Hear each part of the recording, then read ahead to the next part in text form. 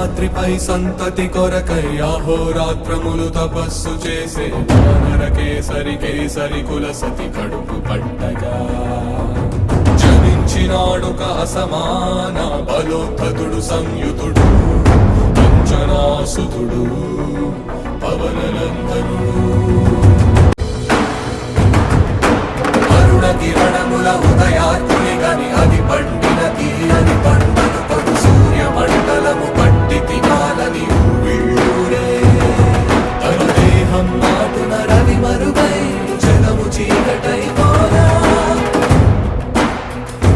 అది అమరేంద్రుడు గమనించి తన ఐరావతమది రోహించి ఆంజనేయుని సమీపించి తన వజ్రాయుధమును విసరగా అది పవననందనుని హనుముని తాకా చిందిన రక్త బిందువే విద్యుద్వేగంతో ధరణి